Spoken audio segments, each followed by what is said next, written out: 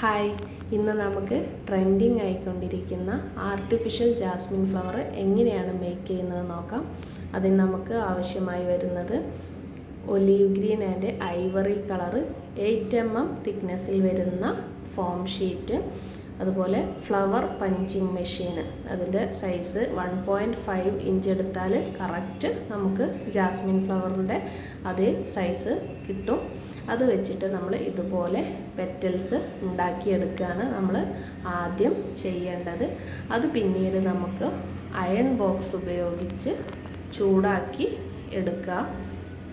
അതിൽ ചൂടാക്കുന്ന സമയത്ത് കറക്റ്റ് ഒരു സൈസ് ഈ വീഡിയോയിൽ കാണുന്ന പോലുള്ള സൈസിൽ ആക്കിയെടുക്കാൻ പ്രത്യേകം ശ്രദ്ധിക്കണം. ഈ പെറ്റൽസ് നമുക്ക് B1000 ഗ്ലൂ ഉപയോഗിച്ച് ഒട്ടിച്ചെടുക്കാം. ഫ്ലവറിന് വേണ്ട സ്റ്റെം വീഡിയോയിൽ കാണുന്ന പോലെ നിർമ്മിച്ച് എടുക്കാവുന്നതാണ്. സ്റ്റെമ്മിന് ആവശ്യമായ ഫോം ഷീറ്റ് 1 സെൻറ്റിമീറ്റർ സൈസിലാണ് നമ്മൾ നിർമ്മിച്ചെടുക്കേണ്ടത്.